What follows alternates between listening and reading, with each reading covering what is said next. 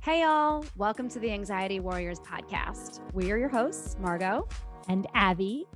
We are friends, teachers, and storytellers, but above all, we're anxiety warriors on a mission to raise awareness and understanding about anxiety and mental health. You will hear honest, engaging, and joyful stories from us and many other anxiety warriors about living with anxiety. If you're seeking a space to laugh, connect, feel inspired and empowered, and learn valuable tips rooted in mindfulness and more, your warrior community is here for you. Join us as we navigate this journey of life together. Welcome, warriors. Yay. Yay. We are thrilled to have a new guest episode to share with you all. Yes. Very exciting. This woman is just amazing.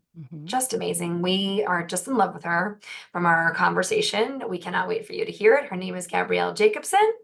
And before Abby hops into her recap, let me let you all know a little bit about who Gabrielle is. Gabrielle is a former Oxford physics student who has transformed into a dedicated data scientist and coach. Her journey has been marked by a personal battle with anxiety, which fueled her passion for conquering life's hurdles with a solution-oriented mindset. Throughout her university years, she battled with anxiety, eventually finding solutions that helped her grow her confidence and happiness. Now she channels that experience into mentoring others, volunteering to support students grappling with the world as they navigate their own challenges of university applications, and guiding women facing similar pressures on their journey. All right, Abby, let's hear about this chat. Yeah. So first of all, I just want to say, Gabrielle found us through Instagram. This is amazing. This is when I love social media, right? Like I most of the time hate it. Yeah. I sometimes tolerate it. I'm very occasionally amused by it. When I send you funny stuff, obviously. Yes, obviously. Or loving stuff. You send loving stuff. That's true. I do send That's nice. That makes me feel good. But this is another moment where it's like in a social media / Instagram win, where we met someone really super awesome. Yes. Right? And like, I gotta be honest, I always get a little anxious when we're meeting someone like for the first time ever, and neither one of us has ever had an interaction with them. I'm like, oh gosh, do they know Do they get it? Do they get it? Yeah. And like, y'all, Gabrielle is amazing. Like when we said goodbye, I just felt like just full of awe. Like my whole being just felt awestruck. That's the best way I can explain it. Like, she's incredible. She is amazing. And y'all gotta listen to this episode and then follow her on Instagram. Yes. We must have said full body chills like 7 times. Yeah. Which is a new record, I think. Let's say it is. Now here's the record. Here's the new record. I just threw 7 out there, but it was definitely more than 3 or 4 times. Yeah. Yeah. So we'll just say it was the biggest record yet. Yeah. So Gabrielle starts off by, sharing how in hindsight, she thinks that perhaps her anxiety started around 10 years old. But she really noticed it a lot in school around performing and getting good grades and doing well on tests. And but it wasn't until she was in university that she started to realize like, oh, this seems like this could be anxiety. And then she went and got help for it. She shares how anxiety has this ripple effect when, we're anxious about one thing and then it ripples into all these other areas of our life. And she also shares about tracking her cycle. And when she started to track her cycle and know when she had more energy and less energy, she was able to set better expectations to meet the energy that she was having and have more to do when she had higher energy levels and plan for other things to do when she had lower energy levels. And she really hits hard on just the ability to accept, right? Accept our cycle, accept where we are in our cycle, accept when we're high energy, but also accept when we're low energy, and to have a plan in place for what we're going to do during those times. So we don't feel like, this isn't her language, but I heard it's like, so we don't feel like a failure during the low energy, right? It's like a plan in place to like nourish ourselves and do the things that bring us comfort and joy. And yeah, I mean, this whole conversation was just such a joy. She is so inspiring. Yes. And yeah, so fun. Like lightning So round fun. was so fun at the end. You know, we were all able to play after this. It was really, it was just, it feels so great. It's like chef's kiss. I Like, know, chef's kiss. yeah. It was a fabulous conversation, and you guys have to hear it. So, without further ado, here's the show. Welcome back, warriors. Yay! Yeah. We are joined today by Gabrielle. Gabrielle, thanks for joining the show. Thank you so much for having me. I'm very excited to be here. Yeah, we're stoked. We're stoked. Okay, so let's dive in. Let's talk about anxiety. It's what we're here to do. So talk to us about how anxiety has kind of shown up in your life. So I think it's something that I've struggled with for quite a long time. It started showing up when I was really quite young. So like 10 or so, and started to have examinations for high school and then exams in high school. And essentially, as I got older, and especially as the academics got harder, my anxiety showed up more and more until university hit. And it got to a point where I knew that I had to really do something about it, and it was becoming a real problem in my life.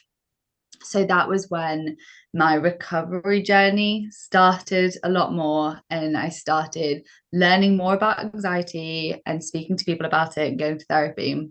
So it's something that I was dealing with quite a long time before I recognized that I was. And it was really, really tied into my academics and really trying to perfect some of the things that I was doing there. Mm-hmm. And as that got harder, my anxiety got worse. So I think that's mostly where it came from. Yeah. And from there it was spreading out into more and more areas of my life. It's something that can really overwhelm me, and I start laser focusing on what I'm worried about, and that can really impact everything.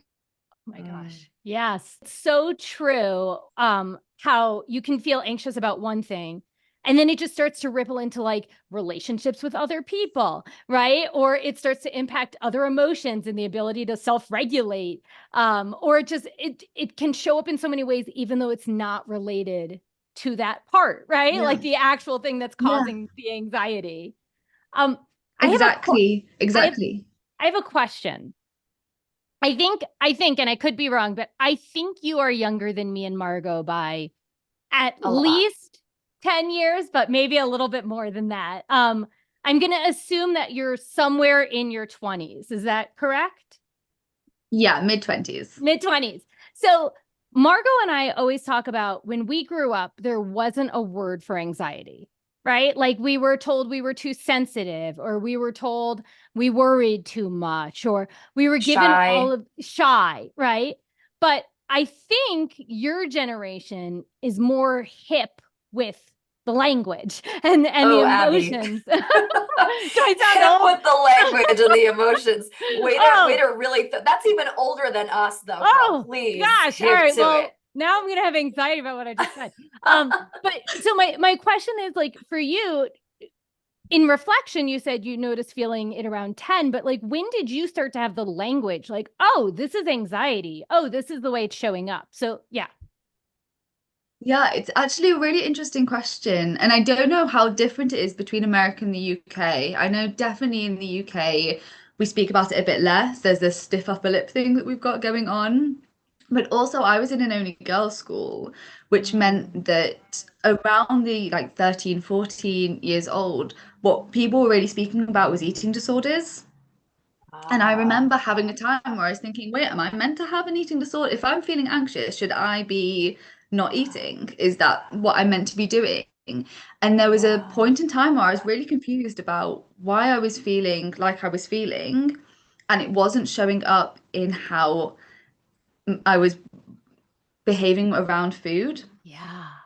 Wow. And I found that really confusing. And it was only really when I left being in an all-girls environment and went into university that mixed anxiety and depression was spoken about more.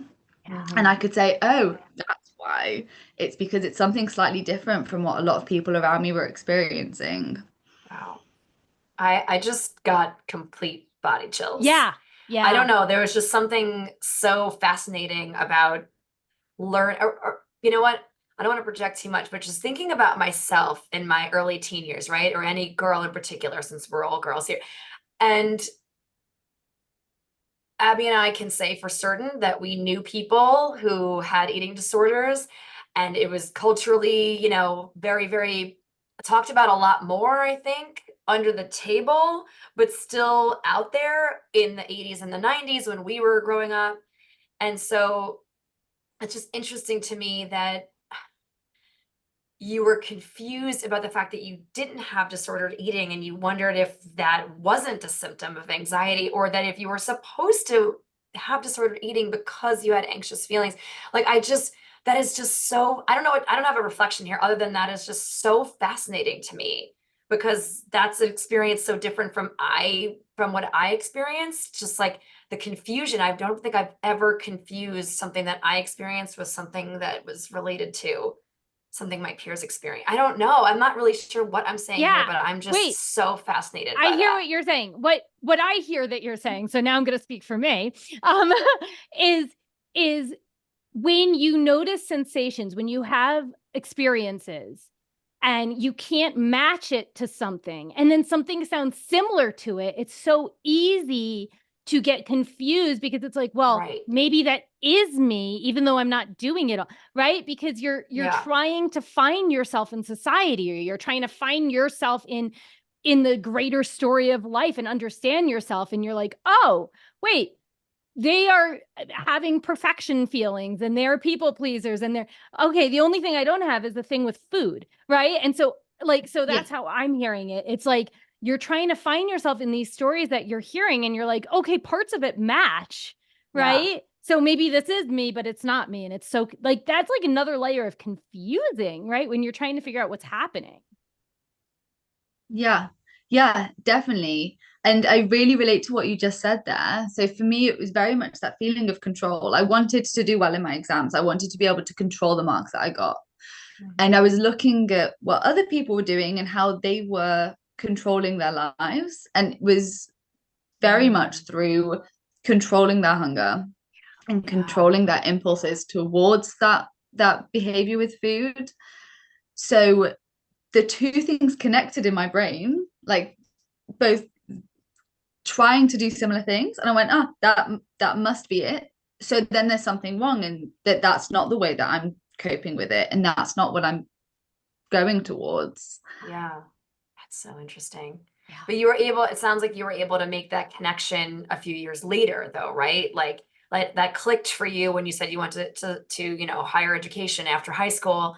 That it was like, oh, it wasn't strange that I didn't have disordered eating as a symptom of my anxiety. Yeah. Yeah, definitely. Coming out of that environment of being in an only girls' school and going into a very male-dominated area, suddenly I wasn't surrounded by people with eating disorders. I wasn't seeing them that day to day. And I was able to think much more independently about how I was coping with the feelings I was experiencing. And that was a big turning point for me in that journey. It still took me a few years to go to therapy and to learn healthy coping mechanisms, but it was definitely beneficial for me to step out of that environment. I think that's something that I've seen quite a lot, how the change in environment can really help with the recovery journey and with seeing things in a different light.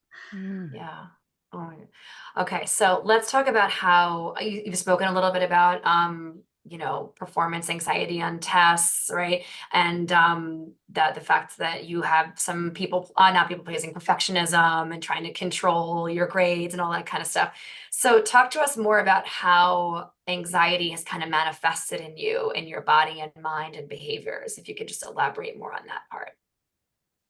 So for me, it was really cyclical. So I would have a couple of weeks of really high anxiety, and that would mean that I would laser focus on my work, my extracurriculars, and what we said before about you, it can ripple out into other areas of your life. And speaking about grades now, but that's how I remember it. Really, it was having a massive impact on my social life, because during those weeks I was very much, no, I'm not going to see people, I'm not going to speak to people, I need to go to the library and study. And then after a couple of weeks, it would hit this point for me where I just did not have the energy to continue with it. And I would flip really quite quickly into like a pseudo depressive state where I just didn't have the energy to motivate myself to do anything. And that would be a very low energy time for me, really not doing that much, doing the bare minimum for getting through. And breaking out of that cycle was one of the things that I found really difficult to do, because I couldn't say, well, I'm only doing things that are anxiety fueled, or I'm only doing things that are depression fueled. Yeah. I kept having to experiment with which coping mechanisms to put at the right time and when it was best to do things in slightly different ways. Very cyclical for me. Yeah. And, you know, it just struck me as you were talking about how, like, feeling anxiety is very isolating, right?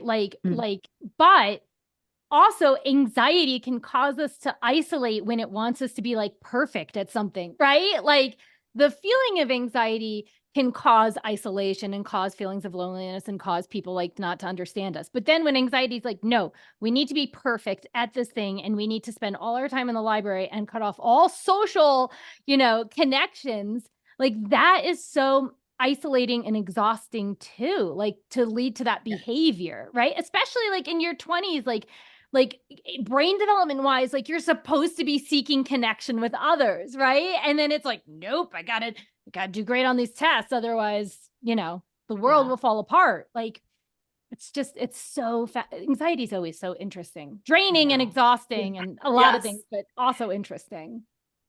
We've had a lot of guests talk about, oh, sorry, go ahead. No, go on, please. We've had a lot of guests just talk about cycles in different ways. So I appreciate you bringing up the fact that it's like cycles remind me of seasons, right? And we've had so many people talk about how year to year things are different, season to season, month to month. But I appreciate sort of the on like a micro scale, what you're describing to me sounds like it's like, okay, you go, hyper focus, hyper tension, and overdo everything, overthink, I'm sure all the things, all the overs. And then it would drop down from sheer exhaustion to everything being underwhelmed, undernourished, underslept, under all the things, right? And so I just think it's a deeply relatable note in your story so far. And it feels like, I don't want to use the word normal, but like, it's like mundane in a way. It's like, it doesn't feel mundane to you in the moment when you're experiencing it, but it sounds like so much of what you shared is past tense. You're kind of describing a time that's happened already. And I haven't heard you say much about like what's going on right now, right? We're still talking about your higher education, which I'm guessing you've graduated from that. Yes. Yes. Yeah. So like, I'm curious, are you still in that cyclical state? Because it sounds like you're not. And if you are, how is it different from the cyclical state that you were in then, if you were still in that state? And if you're not at all, like, we're going to get into coping strategies next, but I'm curious mostly about how you broke the cycle. Was it, and if that's going to dig too deep into our next question, then, we could peel back that. But yeah, I'm curious. Yeah, I think it's really, in the cyclical nature of it, I found absolutely fascinating when I started really understanding what I was feeling and doing things like tracking what I was feeling and trying to understand why I was going through these cycles. And what I've really tried to do is implement coping strategies at the right time that mean that now I'm much less likely to go into a really severe cycle. But what I found was one of the major things driving it, I think, was my menstrual cycle. And now that I understand that, I'm quite happy to cycle through higher energy and lower energy weeks. Yeah. But I know that I'm going to have a higher energy week where I'm going to want to socialize more, and a lower energy week where I'm not going to want to do 100% like effort in my work all the time. And that's fine. Yeah. And as I've been learning more about how to cycle sync, which I'm still very much at the beginning of my journey with that, I've been able to be okay with cycling. Yeah. And it's so much less severe than it was. So still very much cycling, but in a way that I'm very comfortable doing and lets me benefit from the different states that I'm in at different parts of my menstrual cycle rather than beat myself down for it. Yeah. I know. Wonderful I body have like the chill. body chill. Yeah. Yeah, Like it's the so well said. power of acceptance, right? I mean, it's so like I think so much of anxiety and just unpleasant feelings, emotions, sensations, like feeling depressed and feeling anxious and all of the and feeling like we need to be perfect and in control. I feel like we're always trying to resist it, right? It's like always trying to push it away. Like, no, I got to push through. I got to do, and to see the cyclical nature and to start to really understand yourself and accept, okay, I'm not going to be my best self this week, right? I'm not going to be my perfect self. Like that was like, I'm getting body chills again, just talking about it, right? So empowering. It's so empowering. It's such a hard practice, but it's so powerful when you can really start to accept that aspect of your life. Yeah, definitely. And it's given me the power, as you said, it's so empowering to say, okay, well, this week I'm not going to have as much energy. So this is the week that I'm going to have a bath and get my journal out and do all of those things, those reflective things that I really enjoy doing in those lower energy times. Instead of forcing myself into, no, I can only plan for the next month if it's the 30th or the 31st. And it all has to be fitting with society in this perfect way. Like, no, I prefer doing that reflective thing when I'm feeling in a low energy state. And if that's on the 5th, then it's on the 5th. And if that's on the 17th, then that's when it is. And accepting that is so powerful. Yes. It's the kind of thing where like I have like light envy for not understanding that about myself in my mid-20s, Gabrielle. Oh my God, like, truly. Like I just that's I think where so much of my chills and like my emotional state right now I feel like it's coming from, because I'm just so glad to know that there are people younger than we are that are like doing this stuff earlier than life, that are practicing curiosity, that are knowing themselves and doing the work to know themselves and be able to, like yourself, reach a place of acceptance, not just acceptance, but seeing it as like a motivation for boundary setting, for resisting, their productivity, go lifestyle that our world basically demands of us 24/7. And so it just makes me feel filled with so much hope and excitement, not just for you, but for other people of your generation and for all of us, right? No matter how old you are listening to this, knowing that like there are things we can do no matter what season or cycle of our life that we're in, or time of the year or whatever you might be listening to this, and you have something that you can do about it, right? There's still agency no matter where you are in your own cycle, your own journey. So I'm just feeling grateful for you sharing all of that. Okay, so talk to us more about the coping strategies. Obviously, you've been, serving them up in the last couple of minutes. You've mentioned therapy. I heard you say tracking feelings. Like, I'd love to know more about some of the ways that you either used to cope, or the ways that, even when anxiety still picks up, as it always does, we know, right? Even those of us that have like moved through lots of different practices and found ways to help us get to the other side of the worst part of our anxiety. We still experience it all the time, just in little ways or big ways still. And so talk to us more about the ways that you kind of face your anxiety head on. Yeah, so I've gone through loads of trial and error with it, including really unhealthy coping strategies like locking myself away in the library, or we spoke earlier about eating, and I did try to see if that would help. And as expected, they all made me feel worse. And it wasn't until university that I started really trying to understand what was going on so that I could implement much healthier coping strategies. And definitely going to therapy was the biggest milestone, the biggest turning point. I learned so much from speaking with other people in group therapy, and also from having those individual sessions and having really personalized help. And I would say that if anybody's considering therapy, yes, go for it. It's so unbelievably helpful. And at the time, I also went on antidepressants, which again gave me the ability to start implementing strategies that I could use forever. And without that, I don't know how it would have gone. But the things I try and do day to day, and this is me coming with like a very scientific mind. I did physics at university. I love models. I have on my fridge a list of unhealthy thinking patterns. So, and it's been there for about a year now, or more than that. So when I catch myself having anxious thoughts, I can go to my fridge and I can pick out exactly what I'm thinking and label it. And I think that that's super helpful. Little things like that, a lot of tracking, a lot of journaling, really trying to understand what I'm thinking. That's given me the ability to notice anxious thoughts way sooner. And I think that's one of the things that's been really helpful for me.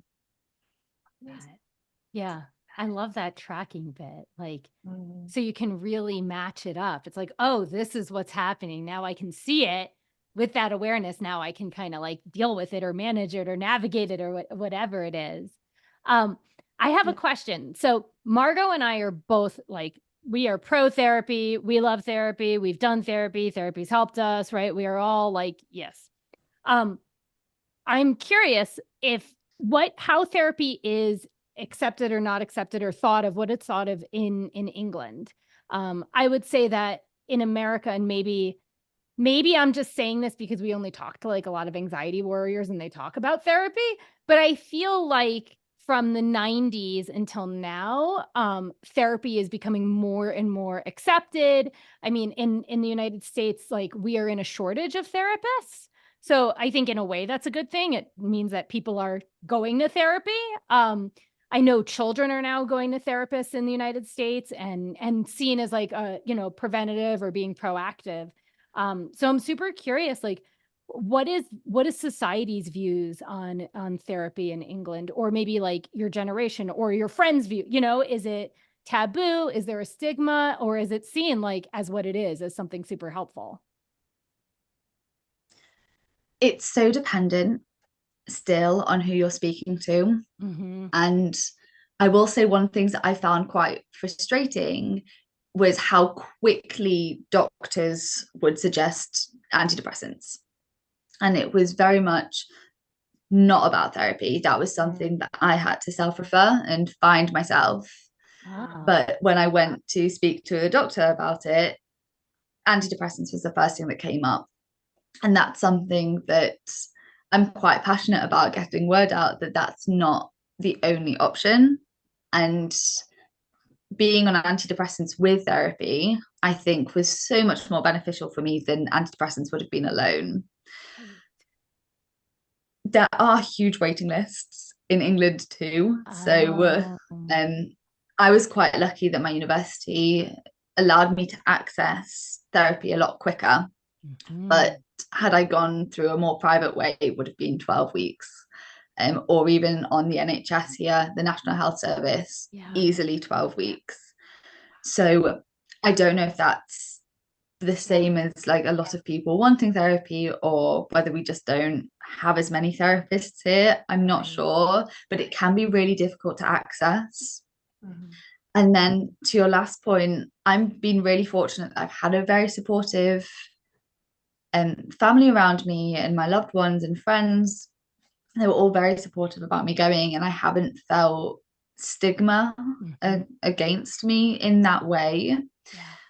But again, I think in the UK, we're quite far behind the US with these discussions.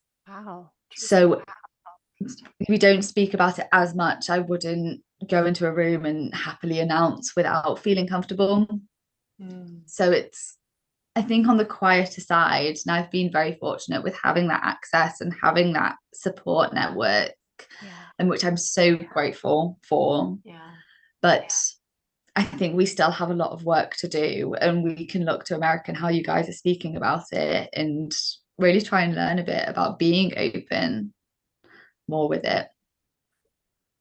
Wow. Well, Margot and I will come over and we'll just go to a bunch of bars with you, and we'll just walk in with anxiety warrior t-shirts on, and we'll shout it to everyone that can hear us. We got anxiety. Let's talk about it. Perfect. Yes. Yeah. Please. Yeah. This sounds like a great plan to me. Yeah. Okay. I know you're joking, but we'll go on tour. No, but you're right, because not speaking about it adds more to the problem than actually just talking about it. And that's as an American who sometimes feels insecure about being an American, because, you know, there's not always great things said about Americans. That's nice that we're kind of paving the way to talk about mental health more. That's a nice thought for me to hold as an American. Like, okay, we're helping the whole world with this. We do have loudness on our side over here. Yes, we have loudness. Sure. Yes, whether you like it or not. Okay, so how would you describe your relationship to anxiety these days? How has it changed? If you could give a word or a phrase. We've had people offer up Facebook statuses. I know you're very young for Facebook. But you know, some of them are like, it's complicated, or, you know, honestly, I haven't been on Facebook myself in about 7 years, so I don't know anymore. Yeah, they don't really do that anymore, Margot. That's not a thing anymore. Not really. I always thought that some of the answers were funny. I'm like, this is kind of funny. Like, who's putting it out there? Like, it's complicated, or, you know, open relationship. I'm like, really? You're out there saying that? Anyway, so how would you kind of describe it? I think it is complicated. Steal your words there. It's difficult. It's still something that I'm quite scared of going back to. It's not been that long since I felt much better. So it's something that I definitely worry about. And there's part of me that is concerned that without that drive and without that part of me, I wouldn't be where I am today. And this is where I start to struggle a bit, because having that pressure that I put on myself means I've done things that I am really proud of. And it's been quite hard for me to say, but that's not anxiety. That's a different personality trait. And anxiety has taken that to an extreme that's unhealthy and unsustainable, and not somewhere that you want to go back to. So it's complicated in that way, because whilst I'm really scared of going back there, and I wouldn't wish anxiety on anyone, it's awful, I am really grateful that I'm a driven person who's motivated and wants to perform at my best. So there's that balance there of loving who I am and loving that I'm the type of person to go after hard things and want to succeed.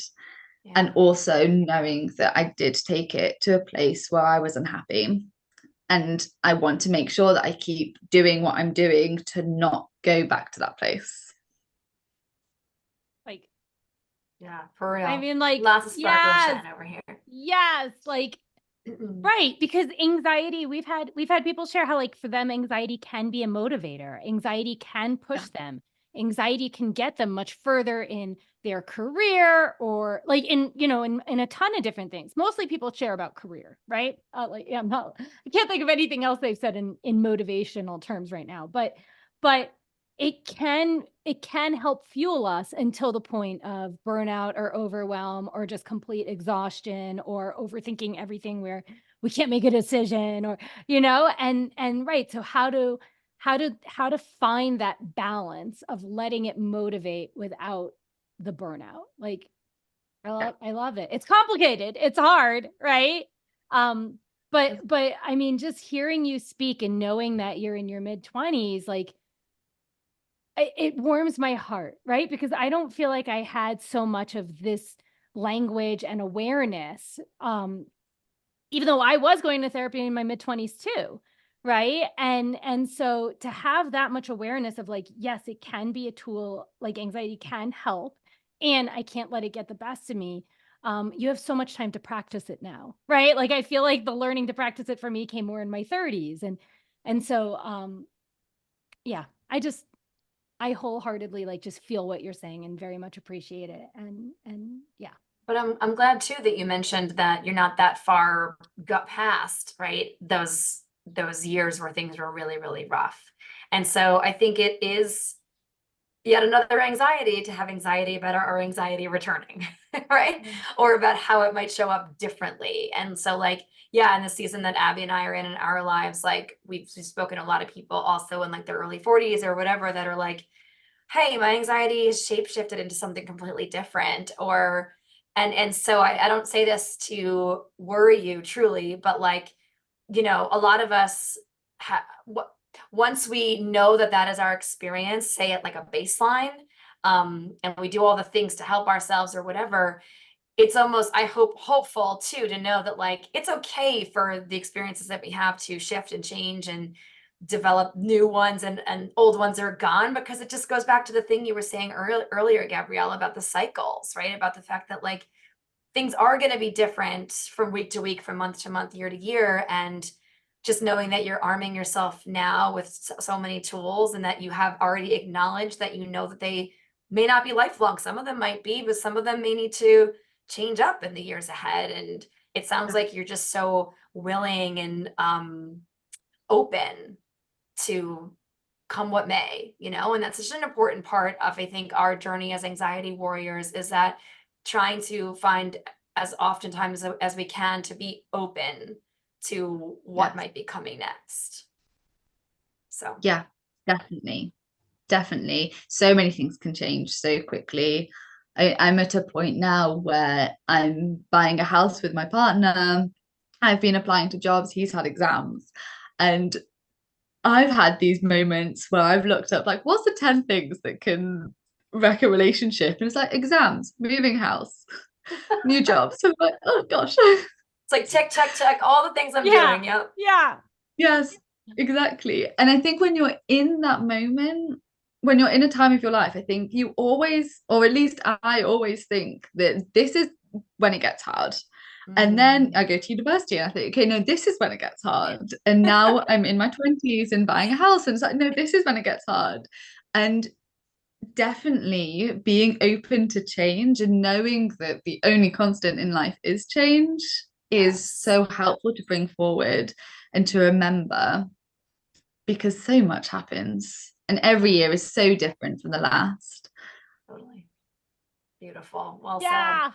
Oh, I feel that. Oh, I feel that so much. All right. So if you could go back in time and speak to a younger version of yourself, it could be any previous iteration of you, what kind of advice would you offer? I think this is probably the hardest question that you've asked yet. Because there's so many things that I would want to say to a younger version of me.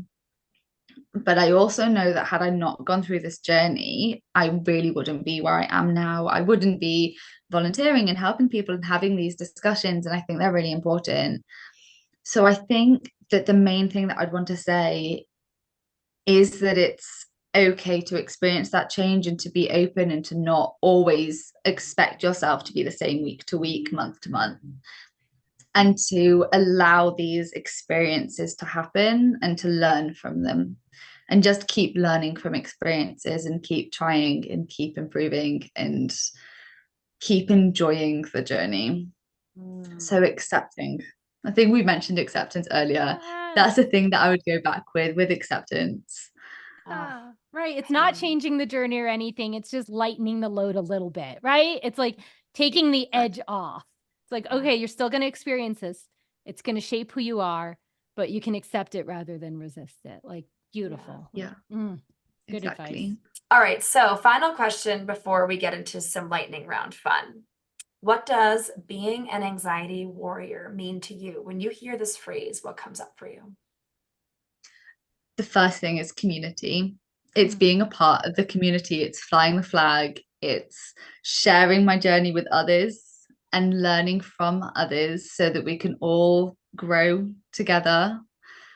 That's what comes up, definitely. Being a part of this huge team of people who understand each other and can learn from each other, and being a part of that such supportive community. That's what being an anxiety warrior is. Speaking to people like you and being able to share our experiences and share our journeys and hopefully help some other people along the way. Woo! Oh my goodness. Yes. I mean, I don't know I'm speechless. That was such a beautiful definition of what it means. And we talk about it so often, is the connection, it's the community, it's being part of something greater than ourselves. I Yeah. love the term flying the flag. I That is know. I was like, we need an anxiety warrior flag. Like, flying that anxiety warrior flag. I just think, yeah, I think that's our next assignment, Abby. We need some kind of flag. Who's in charge yeah. of making flags for a thing? I don't know. We'll have to figure that one out. But what a amazing definition of that phrase. We are Yeah, always so blown away by beautiful. people's answers to this question. And this was no different. So thank you so much for sharing that. All right. Well, that was, I mean, freaking incredible. But Abby and I are dorks, and we like to put people on the spot. We like to test anxious people's anxiety in different situations. And so we're going to get into a little of Q&A with something that we like to call Lightning round. lightning. You ducked the lightning. Good job ducking it. Okay, but it's coming at you now. So we're going to go back and forth and ask you just a handful of get to know you type questions. You do not have to answer at lightning speed. You can take a pause, take a breath, consider your answer before answering. Okay, Abby, you want to go first? I'll go first. Okay. So, I have only been to England for a very quick weekend years and years ago.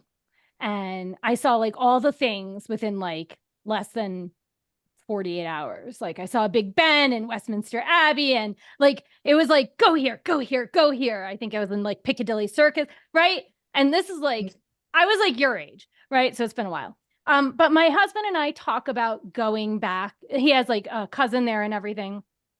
So what is like one or two things that you would recommend? It doesn't have to be London centered. I was only in London for the weekend. That like if someone was going to England for a week, what is like one thing you're like, okay, they should see this, or they should go here or experience this? Okay.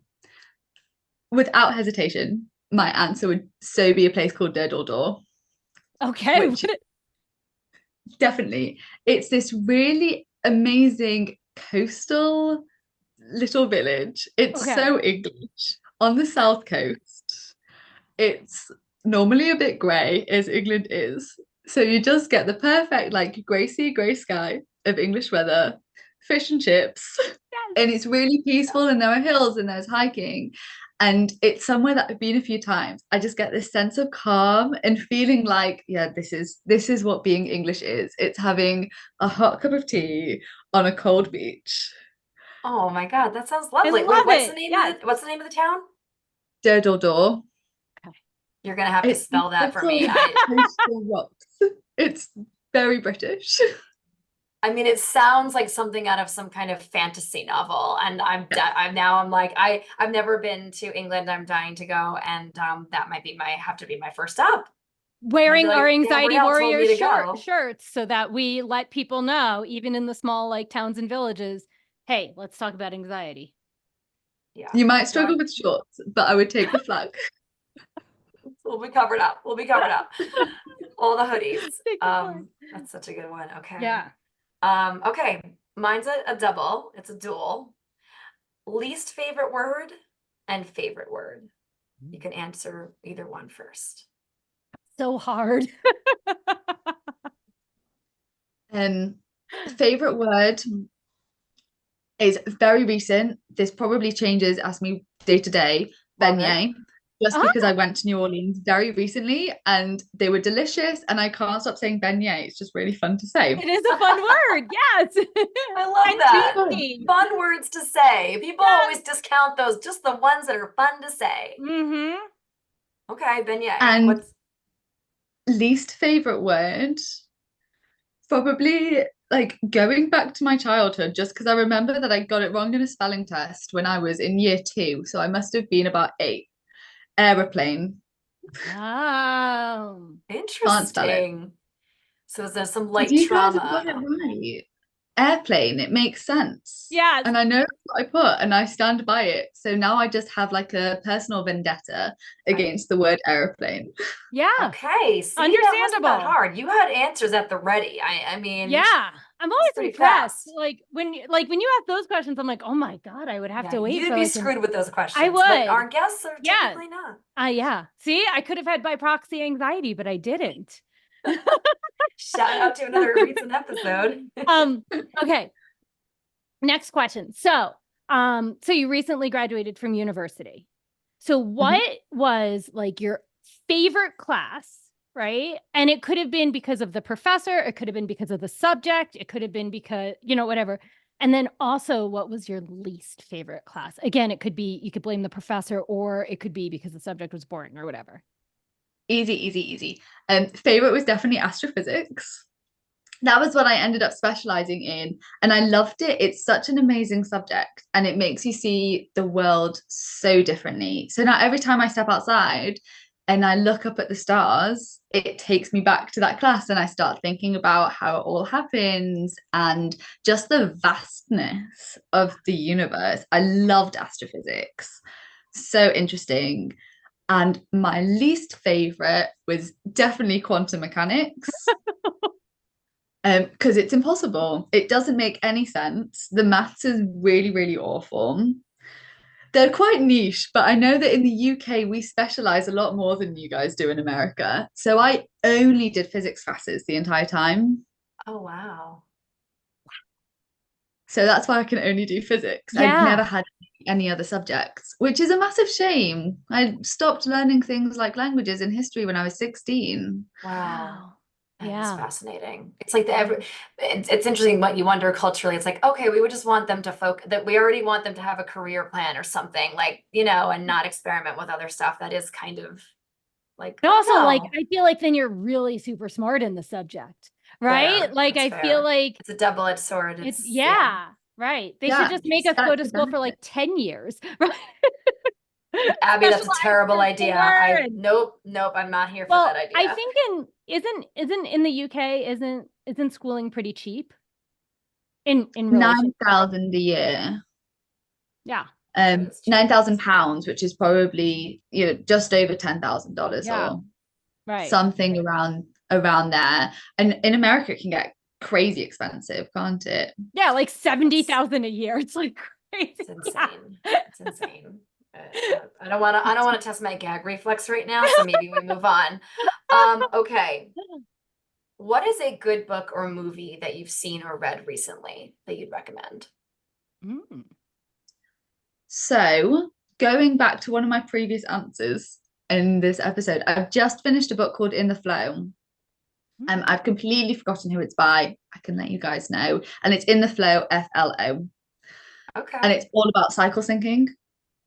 So it's doing the rounds on social media at the moment. Yes. That's how I can't think of her name, but I know who you're talking about. Flow. Yeah. I don't know why it sounds familiar too. I've been listening because we're on the opposite ends of the spectrum here. It's like Abby and I are like in like a pre-perimenopause state or whatever. I think that's correct. And so we've done so many episodes about like changing female bodies and like things that are like unexpectedly happening to us. We're like, oh, cool. This is cool. This new pain. That's awesome. And so, yeah, I feel like I've seen that title somewhere. Yeah. FLO. Once you spelled it, I was like, I know what you're talking about. Yeah.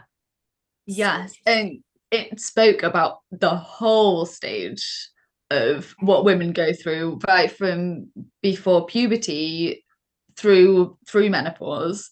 So I know a lot more now about what to expect in the coming decades. Oh God, we should read this so we know what to expect. Taking notes right now. And no, I'll remember it. It's a nice, easy title. It's fantastic. I really, really recommend that. And then for movies, I haven't seen that many recently. It was an either or question. It was just to give you an option if you wanted to pick one. If you have a movie, we're happy to hear it, but I'll tell you why I haven't. I'll tell you why I haven't. It's because I watch a lot of MasterChef Australia. And there's about 70 episodes a series. So it's a full-time job. Commitment. Oh, I love that. It's fantastic. We'll always recommend MasterChef Australia to people. Okay, do they not make a UK version? Or do They they? do, but the Australian one's so much better. It's a completely different format and they all have Australian accents, which is win-win. Perfect. Love Okay. that. Good to I know. love that. Good to know. So, okay, wait. I have a two-part question now. Okay. This is your last question. This is my last question. And they're not even related, but they're kind of related. Hold on a second. You better make them related. First of all, who has the better accent, the American or the Australian? Australians. Dude. Oh, God. She's been talking to us for the last hour. You think she's going to say that these accents are better than the Australian accent? I just had to know. And then, okay, so now my final question. Because I mean, could you pick for British or Australian accent, Margot? Like that? Yes, I could. Yeah. Australian. No. Okay. So, but my second question is, so now knowing that you really like this show, if you could try one dish from the 70 episodes that you've seen, what is like the dish that you would like? I have tried some. Oh, like you made them yourself or? Yeah. Well, this is one of the amazing things about MasterChef Australia is that they put the recipes online so you can actually do it. I will say, probably got into this a bit too quickly from trying not to be such a perfectionist. There was one, it was like an 8-layer chocolate cake. It took me about 4 days to do. Lockdown was incredibly helpful for this. It was delicious. It was amazing. That one every single time. Okay. Right. But it requires space, time, nothing else going on, no pressure about other people eating it. That's a lot. That's a lot of. I've never heard someone say it took me days to make a cake. Like, yeah, crazy town. Yeah. Okay. Well, it was like 70 steps or something ridiculous like that. Okay, this is actually perfect because for my last question, speaking of cakes, I hate cake, by the way. I'm a cookie person, but my husband and I are obsessed with the Great British Baking Show. We've seen all the seasons. I want to subscribe to like the BBC channel. We have to get the BritBox because I love British television. I always have. A lot of my close friends do too, and so I'll find us, my husband Adam and I, randomly saying different spices or words from the Great British Baking Show that we've just replaced our American words, our New York words, with that one. And one of them is oregano.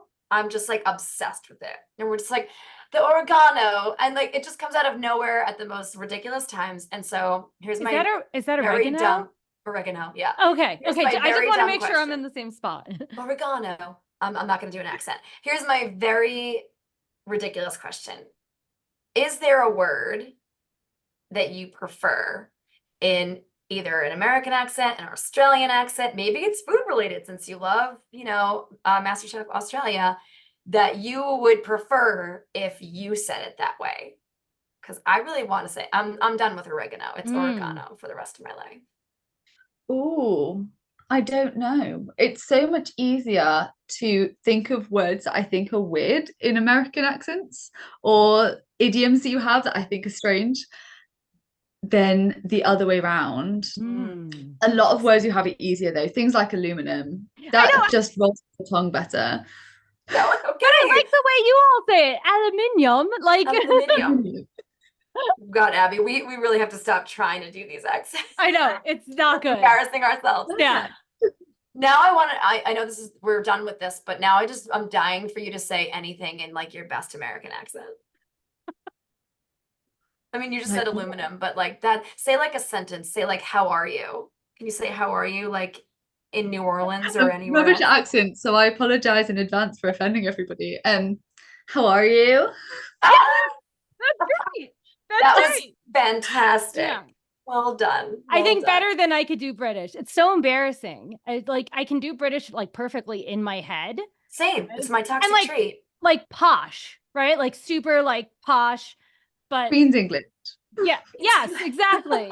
And then the moment I say it out loud, you're like, I probably sound like I'm from Birmingham or something, right? Like Birmingham. That's a random shout out to Alabama. Their accents are really not Alabama. Like, no, Birmingham, England. Oh, I'm like, see, this is how I need to come to your side of the world, because I have not traveled enough. So before we have you share with our listeners how they can connect with you, how they can find you if they are looking to, we like to ask our guests to share a win of the week, big or small. So anything that's happened to you this week or just recently that has felt like a win. So I've just come back from a holiday in America. And I was really worried about the jet lag coming back, being inundated with things at work. And on Monday morning, I logged on an hour early and I got through all of my messages and all of my emails before everybody else logged on. And that felt like such a massive win. Huge. I was so happy with that. That was a proud moment, like being able to get through something I was really quite nervous about and not procrastinate it. Just get up, log on early, get it done. That felt great. And it sounds like be functional, right? Like the fact that you could wake up an hour early when there was like, oh my gosh, am I going to have jet lag? Am I this and that? Like, what a relief. I felt relieved when you said that, right? Same. Yeah, exactly. Those little things that we put off, right? How much better we feel when we get them done in a timely manner. If we just focus on them for that hour, that's amazing. What a huge win. All right, Gabrielle, so share with our listeners how they can connect with you. Absolutely. So the best way to connect with me is through my Instagram page. So that's gabrielle.life.coaching. And I would love to see everybody there. So please come have a look. I share behind the scenes things about my life and loads of reels and quotes that help me with my anxiety and my journey, and which I hope help a lot of other people. So would love to see people there. Beautiful. Yes. Join the community. That's right. I was just going to say that. Really? Just going to say the community thing. It's a mind meld. Amazing. Thank you so much for being with us today. We're really, really grateful. Yeah. Thank you so much for having me. I've really enjoyed this discussion. Yay.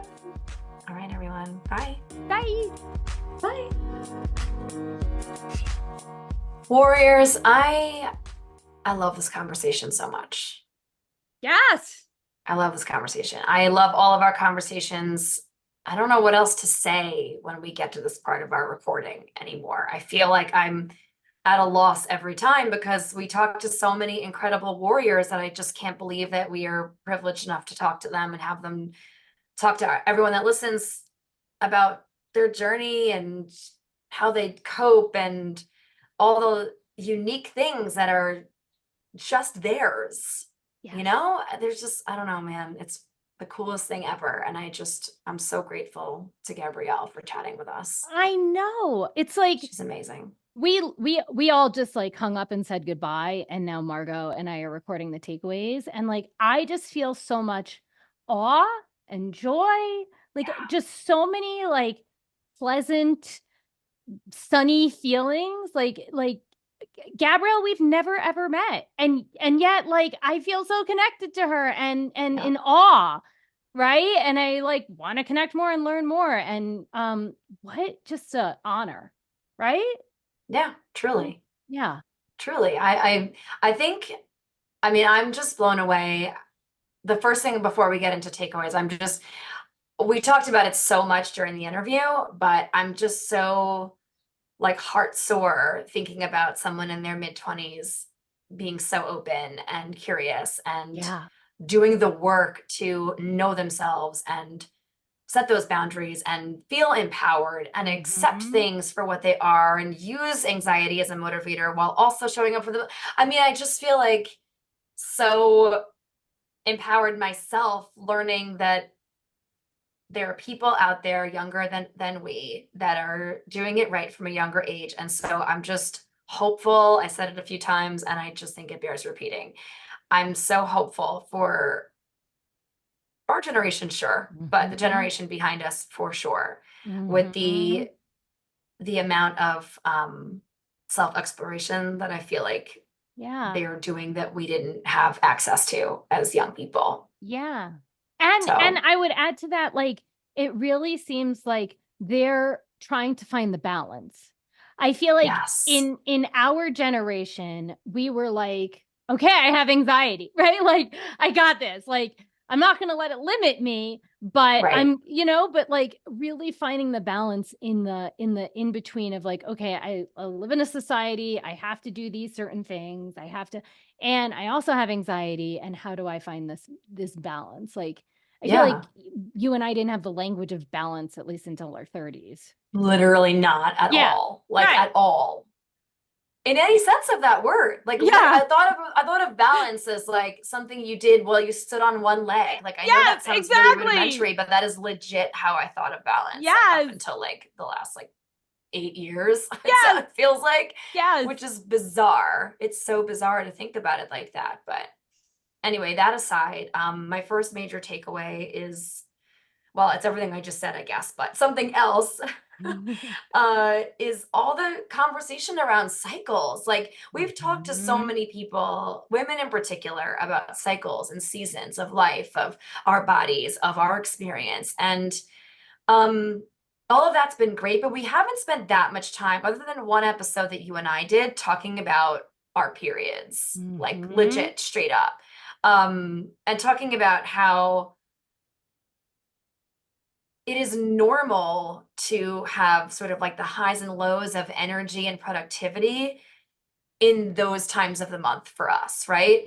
And the way that Gabrielle was able to highlight and clearly do for herself the ways that she's fallen into being fully in acceptance of, it's okay that I don't get everything done this week. I'm just going to be in reflective mode and journal and take that long bath. And okay, it's just like, it's not being lazy or unproductive. It's actually the exact opposite of that. It's truly listening to your actual body and doing exactly what your body is asking you to do.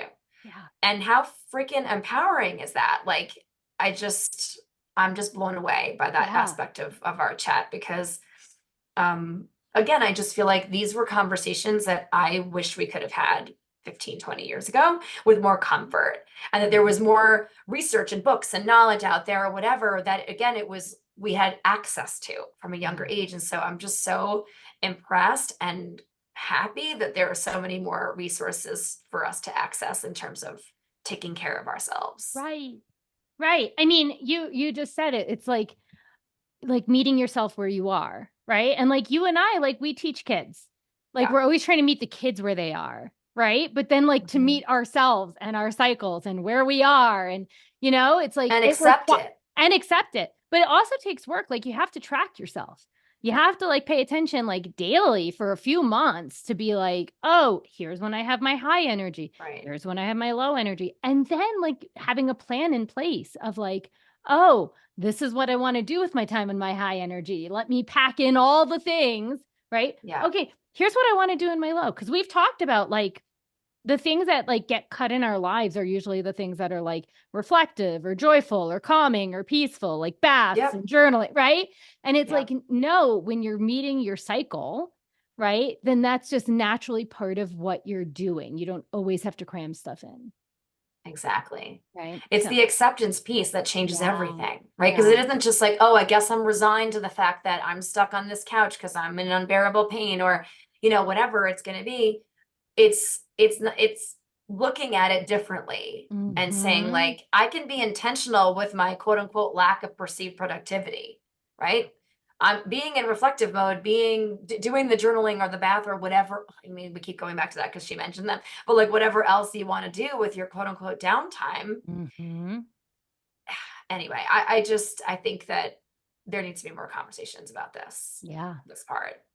Is meeting ourselves where we are, and why that's actually going to help everyone around us in the long run. We talk so much about rippling out, right? I mean, there's that rippling out anxiety, sure, but also the growth that we have can ripple out. The positive impact that our coping strategies can have can ripple out. So anyway. I feel you. I would say I have a lot of takeaways, but I would say my first takeaway is just, I really appreciate when we talk to people from other countries.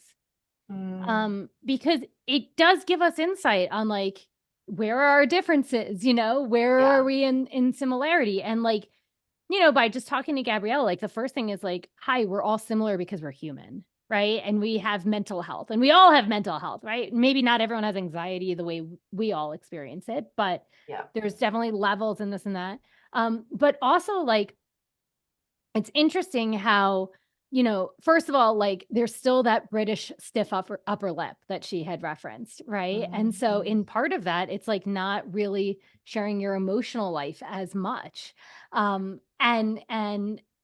I like the whole time I was just really curious, like, I wonder how that impacts people in that society, like either in American society, right? And of course there's like, microcosms in each society. Like, of course you can go like to the town level or to the family level, right? But just like in a country level, like how that impacts people and their mental health. Like if you don't talk about it as much, is that better or worse? And who knows? And I'm sure it varies to person to person, but ultimately my takeaway was we did get to talk about it a little bit. Mm-hmm. And she said, Americans are more open, and like, that's cool, right? Like, I'm like, yay, America. Cause I don't think I don't feel a lot of yay, America. I know. But when it comes to talking about mental health, which is something that is super important, like go us, right? Like totally.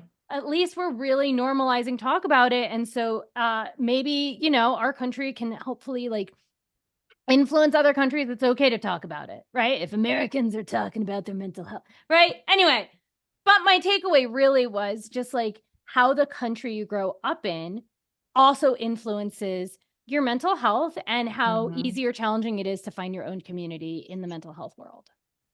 Totally.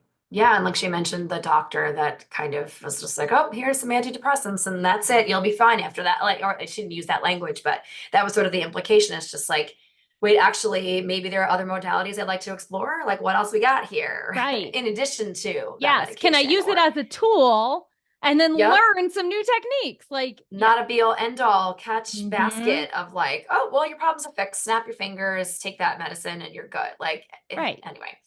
And I think that's a problem culturally, I'm sure, in a lot of places. And here too. I mean, that's still very much a problem in doctors I've seen here in this country. Yes. I don't know what my other takeaway. I mean, it's like a mountain of goodness that she leveled us with. I think my final takeaway is just, she talked a lot about the difference that it made for her when she knew about her experience. And so that just reminded me of so many of our conversations amongst the two of us and with all of our guests, which is that those like sort of light bulb moments that we always talk about of like what a difference it can make just knowing and having the language about our experience. Yes, labels can sometimes be a hindrance. Some people might struggle to have a healthy relationship to their labels, but that doesn't mean labels are all bad, And I think that you and I have certainly found a way to empower ourselves with the label of anxiety and anxiety warrior. And so, I very much related to her talking about the difference that it made for her when she was able to know herself. And more tangibly, I loved the thing that she wrote for herself on the fridge. When she notices her thought patterns, kind of negative, she's able to sort of go to that list that she has. And I appreciated that because so much of anxiety and anxiety talk can be kind of heady and it's like, remember all the details. And we don't always spend enough time, or I feel like I don't spend enough time thinking about the physical ways that I can have an outlet for my anxiety or what I'm going through in my mind. And so the reminder of like, oh, right, it's okay for me to have a piece of paper, like a cheat sheet of some things I might be thinking or feeling or experiencing to sort of go ahead with my name it to tame it. Because I don't know about you, but in this season of my life, I am struggling more and more with name it to tame it. I don't know if it's that all of my feelings and experiences feel like they're bridging and melding into a million different other feelings and experiences, but it's been overwhelming in my mind lately. And so I just love the idea of like, oh, right. Hello. I can just write stuff down and have it be a cheat sheet for remembering things I contain once I've named them, you know? And so like, just what a beautiful reminder of that for me personally. I know it's my own very unique takeaway just for me, but hopefully it resonates with some folks. I like these a cheat sheet, right? Like we can have it's a cheat sheet. And a helpful one, right? Yeah, that we're not going to get in trouble for using. Yeah, right. I mean, anxiety might not like being tamed. No, I'm kidding. I think anxiety likes being tamed too. Same. So my final takeaway is kind of like a two-parter, but they're connected, and they definitely did connect. And that is where Gabrielle was sharing about when she was in school, and they were talking about like eating disorders and anxiety. And my takeaway from that part of the story was really like, as children, when we feel like there's something wrong or different, or like the other people around us aren't talking about it, we're constantly, maybe not constantly, but we're looking to find ourselves, right? Even as kids. And what are the ways that like kids connect to things that aren't actually them, but because they're trying to find a piece of themselves in some other story or some other, right? Like, I don't know if I have all the language around that yet, but this connects to my other takeaway where she said a change in environment can help, right? And it's so true in the sense that like just changing jobs or moving out of your town, or, you know, changing, like whatever it is, that change can change the patterns of your mental health, right? And can help with maybe discovering new stuff, or meeting more of your people, or finding a better community, whatever it is. But that sentence, and we didn't even like talk about it that much. It was just like she went to university. But a changed in environment can help. And so sometimes I think just when we're really feeling stuck, myself, I feel extremely stuck in the suburbs, right? But when I leave the suburbs, it definitely helps my mental health. But I never like said it like that, right? Like like a change in environment. And so like, I just feel like if our warriors or us or whatever are noticing feeling kind of like stagnant in unhealthy mental health patterns, or in our anxiety, like how can you just change your environment, right? Maybe even your own actual bedroom, or right? But how can you change the environment that hopefully will positively impact your mental health? Like I really liked that like stuck with me. Love that. I love that, because I feel like it's something that anyone can do right now too, right? It's like, how can you, if you're feeling stuck, maybe you can't go move to a new house, right? Like whatever, but you can clean out a bookshelf and rearrange it. You could take the lamp from one end of the room to the other. It's just like, it can be really subtle. It doesn't have to be some kind of massive change. And I appreciate the spectrum of it, of just like literally just walking outside, right? Can change how you feel and have an impact on your mental health. And so like, yeah, I love that reflection. It's just like, we can change it up when we are feeling stuck. We're in a thought loop or an experience that's not serving, whatever it is. We're not completely powerless. Yeah. Right. Love it. Oh, so good. I want to keep talking to Gabrielle like forever. Oh, I wish we could do that, but oh well, warriors, we digress. Thank you so much for being with us again today. If you'd like to connect with us for any reason, join our Instagram family. We're at Anxiety Warriors Podcast. You can shoot us a DM. Let's chat. If you'd like to connect with us via email, you can email us at anxietywarriorspodcast@gmail.com. Let us know your wins of the week, big or small, what's going on in your world. We'd love to celebrate with you. Please take a moment and smash the 5-star rating on Apple Podcasts, Spotify, or wherever you're tuning in right now. Like and subscribe to our YouTube channel. All of our episodes are uploaded for you over there. And if you're feeling super generous, you can grab yourself something fun from our Threadless merch shop that is located in our show notes. Yes. Thank you all so much for going on this journey with us. We are so grateful that we get to do this with y'all. Till next time.